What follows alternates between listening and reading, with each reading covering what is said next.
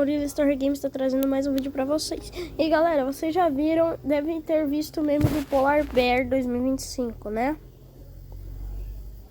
Esse aqui, ó.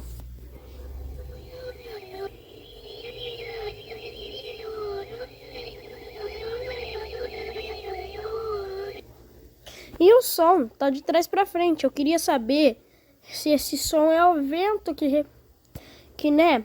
Vocês sabem que esse meme só ia fazer sentido em 2026. E ele é um alerta de 2026 que as geleiras estão derretendo, os polares podem entrar em extinção. E esse meme pode ser um aviso disso. E diz no meme que a gente só vai entender em novembro de 2026.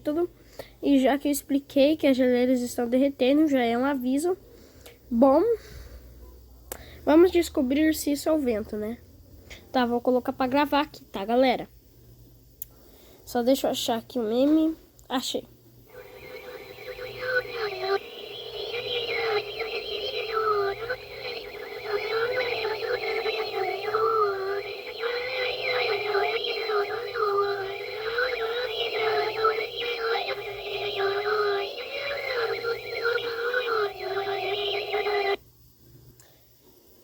Desculpe se algumas vezes eu falo Polar Bear 2025, é por causa que eu me confundo, sabe?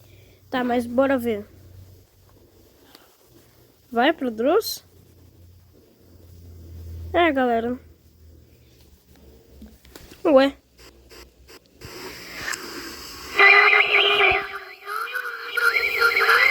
Gente, é o vento!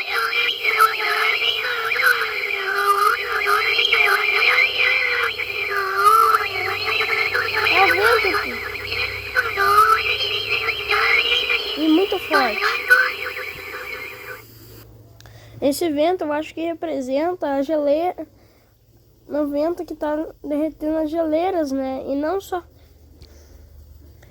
isso que dá, e não só e as mudanças climáticas. Então esse meme barra creepypasta é tipo um alerta disso.